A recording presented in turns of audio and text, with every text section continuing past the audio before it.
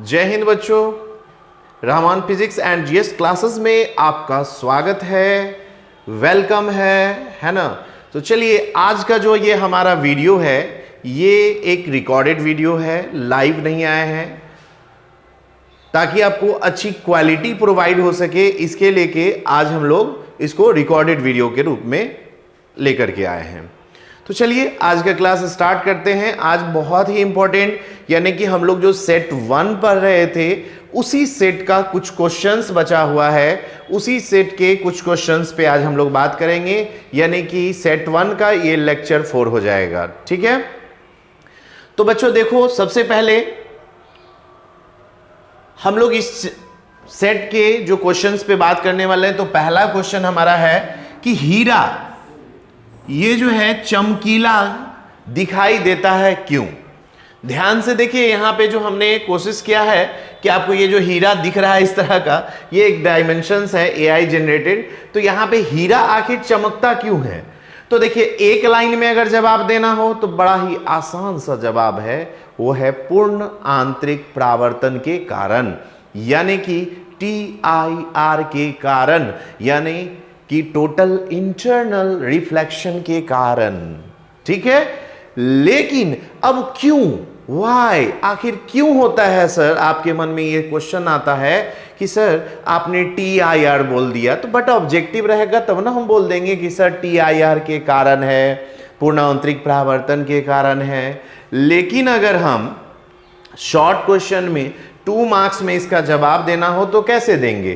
तो वो भी बहुत सिंपल है, कुछ उसके लिए डरना नहीं है, बहुत आसान सा जवाब है कि सबसे पहले हम जानते हैं कि हीरा का अपवर्तनांक बहुत ज्यादा, यानी कि लगभग 2.42 के आसपास होता है बच्चों। हीरा का जो अपवर्तनांक होता है लगभग 2.42 होता है। ठीक है, 2.42 के आसपास होता है।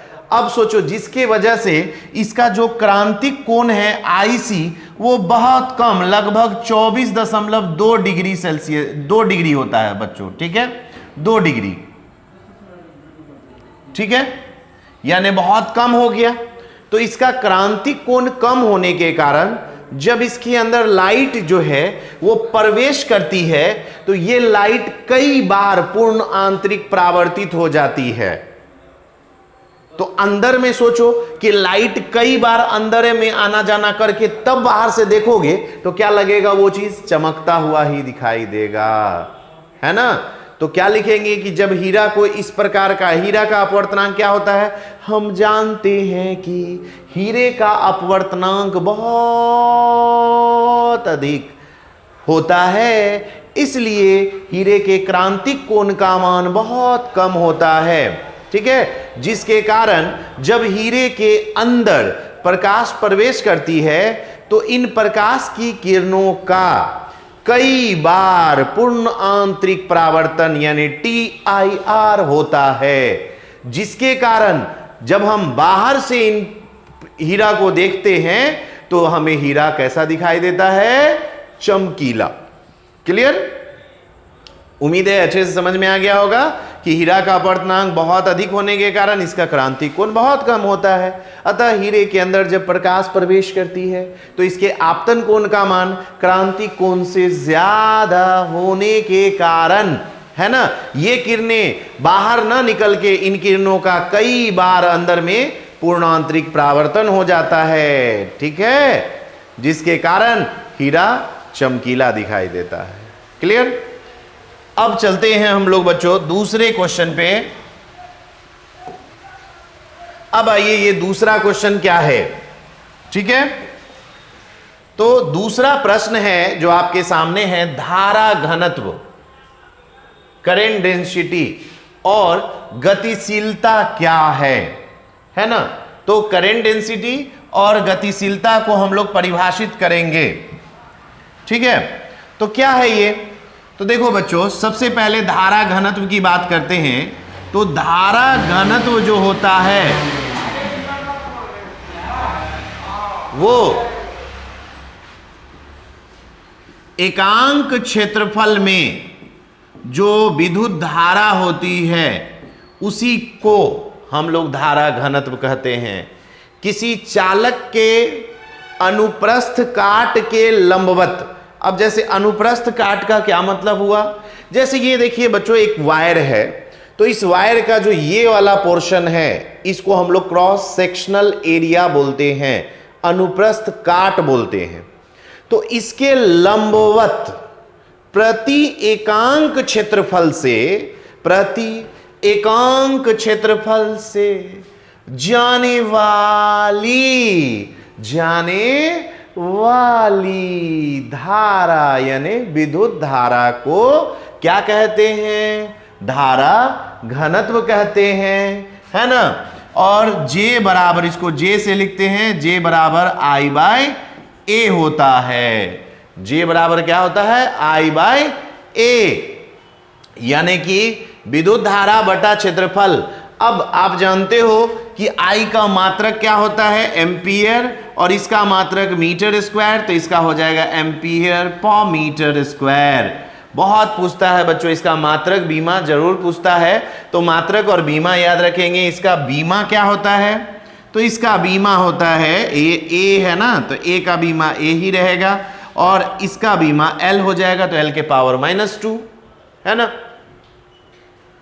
तो धारा घनत्व क्या है, फिर से मैं एक बार डिफिनेशन बोल देता हूं। किसी चालक के अनुप्रस्थ काट के लंबवत प्रति एकांक क्षेत्रफल से प्रवाहित होने वाली विद्युत धारा को क्या कहते हैं हम लोग, धारा घनत्व कहते हैं। इसको J से लिखते हैं, J बराबर I बाय A, इसका मात्रक एम्पियर पर मीटर स्क्वायर होता है। ये एक सदिश राशि है बच्चों, ठीक है, ये एक सदिश राशि है। बात समझ में आया, ये अदिश नहीं है, ये सदिश है। क्लियर, तो ये धारा घनत्व हो गया। अब देखिए दूसरा इसमें है, इसी में दूसरा प्रश्न है गतिशीलता, है ना। तो गतिशीलता क्या है, तो गतिशीलता का मतलब क्या हुआ,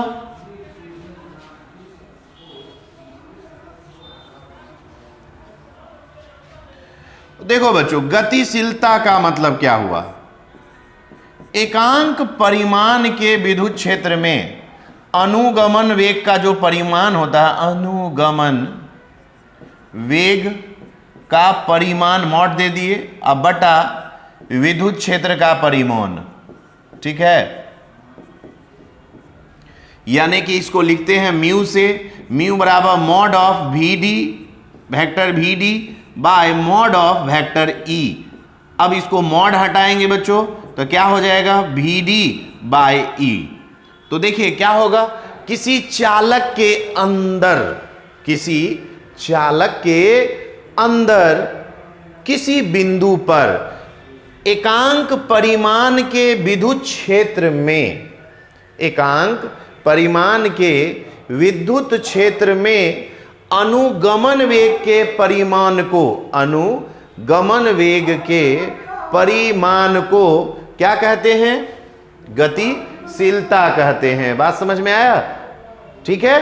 किसको कहेंगे गतिशीलता, तो किसी चालक के अंदर किसी बिंदु पर, किसी चालक के अंदर किसी बिंदु पर एकांक परिमाण के विद्युत क्षेत्र में अनुगमन वेग का जो परिमाण होगा उसी को क्या कहेंगे, गतिशीलता कहते हैं, यानी कि मोबिलिटी कहते हैं बच्चों, ठीक है। अब इसका मात्रक भी आप निकाल सकते हैं, बीमा भी निकाल सकते हैं। यहां देखिए, तो म्यू बराबर हो गया V D by E, V D का यानी कोई भी चीज होगा मीटर पर सेकेंड होगा, ई का बच्चों क्या होगा, न्यूटन पर कूलाम होगा या वोल्ट पर मीटर होगा, है ना। ये ऊपर ले जाएंगे तो हो जाएगा पर न्यूटन, है ना, मीटर कूलाम इंटू पर सेकेंड, ये यूनिट आप दे सकते हैं इसका, ठीक है। समझ में आ गया कि गतिशीलता क्या है, तो गतिशीलता क्या है, किसी चालक के अंदर किसी बिंदु पर, किसी चालक के अंदर किसी बिंदु पर एकांक परिमाण के विद्युत क्षेत्र में अनुगमन वेग के परिमाण को, अनुगमन वेग के परिमाण को क्या कहते हैं, गतिशीलता कहते हैं, ठीक है। तो धारा घनत्व भी हो गया, गतिशीलता भी हो गया, ठीक है बच्चों, उम्मीदतः कोई प्रॉब्लम नहीं होगा इतना तक में। चलिए अब चलते हैं हम लोग आज के तीसरे प्रश्न की ओर।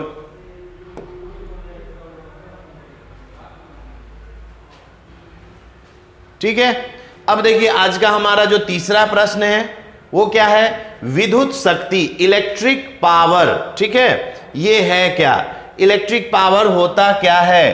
तो देखो बच्चों, इलेक्ट्रिक पावर क्या है, तो किसी भी विद्युत परिपथ में कार्य करने की जो दर होती है, the rate of doing work in any circuit is called its power, है ना, पावर। तो पावर मतलब क्या हुआ कि काम करने की दर, आप जितना जल्दी काम कर रहे हैं, है ना, जितना ज्यादा में काम कर रहे हैं, वो आपका क्या हुआ, पावर हो गया, है ना। The rate of doing work, the rate of doing work is known as power, is known as power. Clear, क्या कहते हैं। अब दूसरा डेफिनेशन भी हो सकता है, इसी से ला सकते हैं, चूंकि आपने देखा कि P बराबर W/T, शक्ति बराबर कार्य बटा समय। ठीक है, अब देखिए बच्चों यहां पे V को हम लिख सकते हैं, W को लिख सकते हैं V इंटू Q/T। तो देखिए V तो V, Q/T, तो क्या कर सकते हैं, V तो V, Q/T को I। तो देखो P बराबर आ गया V गुने I, तो एक फॉर्मूला ये भी आ गया पावर का, है ना। तो पावर किसको कहेंगे, तो किसी विद्युत परिपथ में दो सिरों के बीच के विभवांतर और उस सिरे से प्रवाहित होने वाली धारा के गुणनफल को उसकी शक्ति कहते हैं। किसी विद्युत परिपथ में, किसी विद्युत परिपथ में किन्हीं दो सिरों के बीच के विभवांतर और उस सिरे से जाने वाली, प्रवाहित होने वाली धारा के गुणनफल को, धारा के गुणनफल को क्या कहा जाता है, उसकी शक्ति कहा जाता है, पावर कहा जाता है। और पावर के लिए ये दूसरा फॉर्मूला हो गया। आप और भी फॉर्मूला ला सकते हैं, चूंकि P बराबर आपने पढ़ा VI और V बराबर होता है IR, तो IR इंटू I, यानी कि P बराबर हो जाएगा I² इंटू R। तो आप तीसरा फॉर्मूला भी यूज कर सकते हो बच्चों, ये तीसरा हो गया। और भी आप यूज कर सकते हो, चूंकि P बराबर क्या होता है I² R, I² की जगह V²/R² दे सकते हैं इंटू R। तो यहां पे क्या होगा, ये R से एक R स्वाहा, है ना, तो V²/R। तो ये इतने फॉर्मूला का आप यूज कर सकते हैं, बहुत इंपॉर्टेंट है। पावर से एक नए क्वेश्चन आपके एग्जाम में एकदम आना ही आना है, 2025 में आना ही आना है बच्चों, है ना, एट एनी कॉस्ट। ठीक है, तो ध्यान रखना है पावर है क्या, तो शक्ति क्या है, विद्युत शक्ति किसको कहते हैं, कार्य करने की दर को भी कह सकते हैं, या विद्युत परिपथ में सबसे स्टैंडर्ड डिफिनीशन दे सकते हैं, विद्युत परिपथ में किन्हीं दो सिरों के बीच के विभवांतर और उस सिरे से प्रवाहित होने वाली धारा के गुणनफल को क्या कहते हैं, विद्युत शक्ति कहते हैं। क्लियर, इलेक्ट्रिक पावर कहते हैं। ठीक है, चलिए अब बात करते हैं, तो पावर का हमारे पास क्या क्या फॉर्मूला हो गया बच्चों।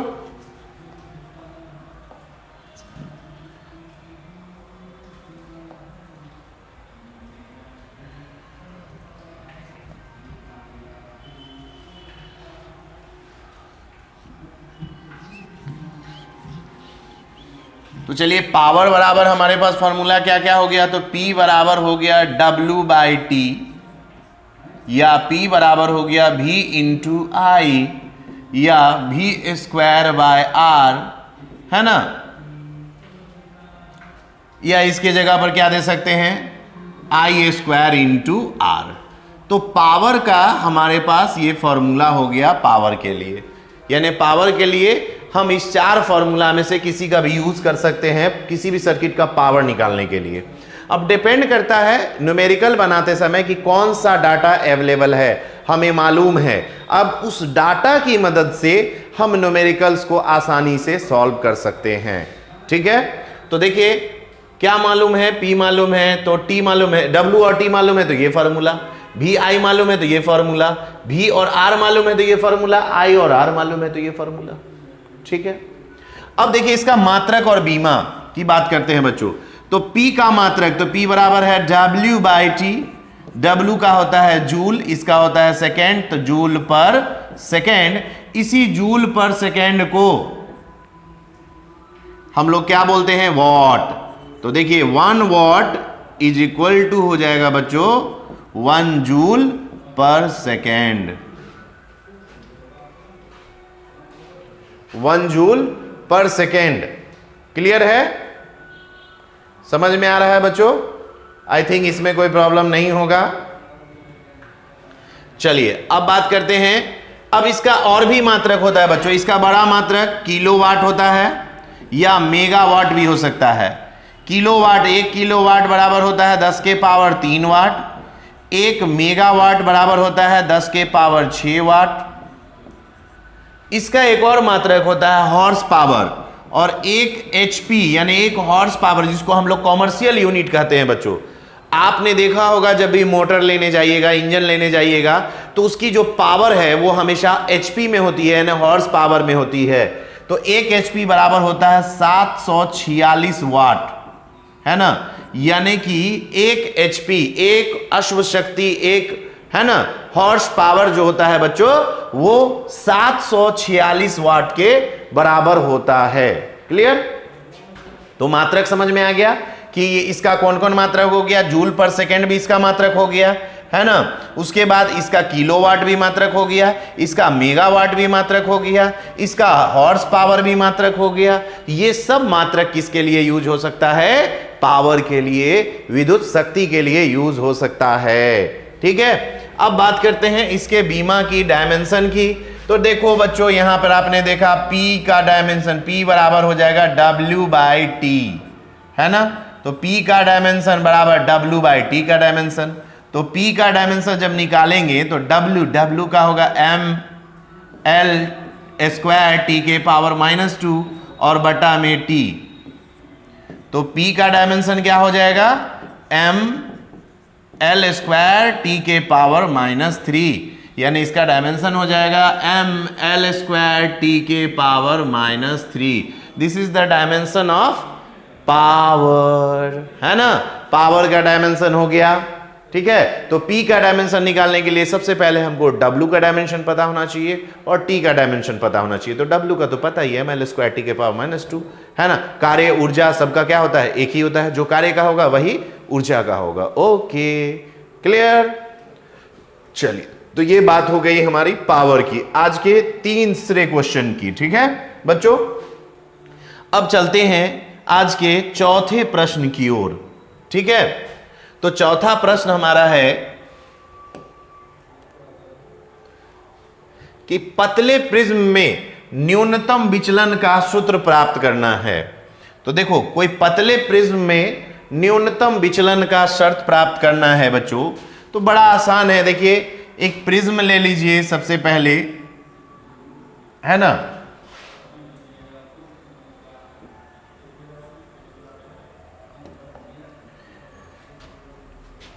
अब देखिए यहां पे एक प्रिज्म हम लोग लेते हैं। अब इस प्रिज्म से एक जाना ऐसे चाहिए था, लेकिन ये ऐसे जाएगा। यहां से एक नॉर्मल ड्रॉ करेंगे बच्चों, फिर यहां से एक नॉर्मल ड्रॉ करेंगे, तो कम से कम यहां पे जो होगा विचलन होगा। तो डेविएशन किसको कहते हैं, आपतित किरण की दिशा और निर्गत किरण की दिशा के बीच जो कोण बनता है उसको हम लोग विचलन कोण कहते हैं। ठीक है, तो देखो बच्चों, विचलन का फॉर्मूला निकालना है, ये शॉर्ट क्वेश्चन में आता है। तो सबसे पहले प्रिज्म सूत्र से चलेंगे। प्रिज्म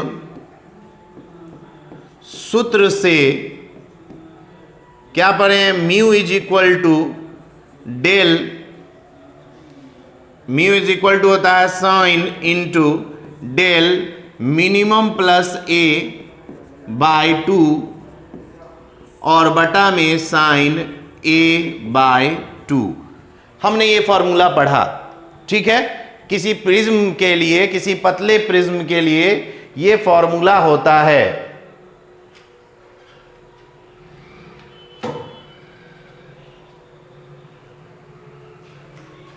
ठीक है बच्चों, तो ये फॉर्मूला है एक पतले प्रिज्म के लिए कि प्रिज्म सूत्र से म्यू बराबर हो गया sine del minimum plus A by two by sine A by to.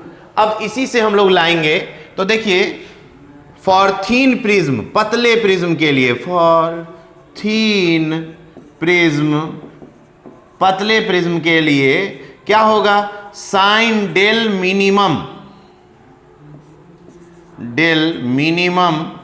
Plus A by two जो होगा बच्चों, होल बटा में 2 है, ये लगभग बराबर होगा सिर्फ और सिर्फ साइन ए बाई थीटा के बराबर होगा। साइन थीटा लगभग बराबर होगा सिर्फ थीटा के, तो यहां पे थीटा के जगह पे कौन कौन है, del minimum plus A by two. उसी तरह से साइन ए बाई टू लगभग बराबर होगा सिर्फ ए बाई टू के। ठीक है बच्चों, यहां ध्यान देंगे, जब एंगल बहुत छोटा हो, प्रिज्म पतला होगा तो एंगल का मान बहुत छोटा होगा, तो जब एंगल छोटा होगा तो उस कंडीशन में साइन थीटा लगभग सिर्फ बराबर होगा थीटा के, और साइन ए बाई टू लगभग ए बाई टू के, यानी कि थीटा के जगह पर जो है वो देना है। थीटा के जगह पर यहां पे क्या है, del minimum plus A by two. तो ये प्रिज्म फार्मूला का हम लोग जानते हैं, इससे हम लोग लाएंगे। ठीक है बच्चों, अब देखिए इसी में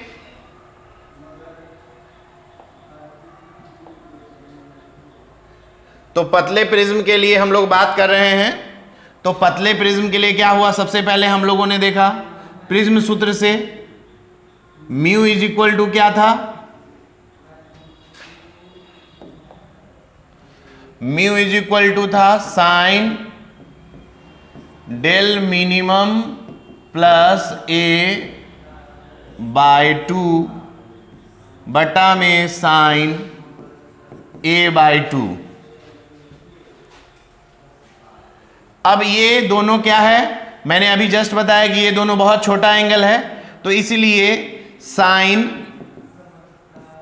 del minimum plus A by two जो होगा लगभग बराबर होगा del minimum plus A by two के, और साइन ए बाई टू जो होगा लगभग बराबर होगा ए बाई टू के। तो इसीलिए म्यू इज इक्वल टू हो जाएगा del minimum plus A by two बटा में sine A by, sorry sine नहीं होगा, यहां पर सिर्फ ए बाई टू देंगे हम लोग। ठीक है, ए बाई टू, 2 से 2 क्या हो गया, स्वाहा, है ना। तो अब हम लोग बात करते हैं इधर, तो म्यू इज इक्वल टू क्या बचा, del minimum plus A by A, cross गुना कीजिए तो डेल मिनिमम बराबर प्लस ए बराबर क्या हो जाएगा, म्यू इंटू ए। यहां से डेल मिनिमम लाएंगे बच्चों तो क्या हो जाएगा, म्यू ए माइनस ए, यहां से ए कॉमन ले लो, तो ए जैसे ही कॉमन लोगे म्यू माइनस 1 इंटू ए कॉमन आ गया। यही जो सूत्र आप देख रहे हैं बच्चों, यही सूत्र हो गया, इसी को हम लोग कहते हैं विचलन का सूत्र। ठीक है, न्यूनतम विचलन का सूत्र, व्यंजक। फिर से देख लीजिए, प्रिज्म फार्मूला से म्यू इज इक्वल टू क्या होता है, sine del minimum plus A by two बटा में sine A by two. Thin prism के लिए, पतले प्रिज्म के लिए sine A del minimum plus A by two सिर्फ del minimum plus A by two के बराबर होगा, और साइन ए बाई टू के बराबर होगा। तो म्यू बराबर del minimum plus A by two बट्टा में ए बाई टू, 2 से 2 स्वाहा। अब यहां बच गया म्यू, यहां बचा del minimum plus A by A. अब यहां क्रॉस गुना किए तो डेल मिनिमम प्लस ए रह गया इधर, म्यू ए इधर। अब ये इधर से इधर गया तो म्यू ए, इधर ये पॉजिटिव था, ए इधर गया तो निगेटिव, ए कॉमन आ गया तो बच गया यहां म्यू, और यहां से ए ले लिए हैं तो बचा 1।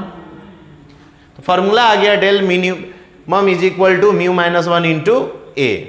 ठीक है, तो बच्चों आज के इस क्लास में हम लोगों ने 4 अलग अलग प्रश्नों को देखा, उनके उत्तर को देखा, और उम्मीद करते हैं कि आपको इसमें कोई दिक्कत नहीं होगा।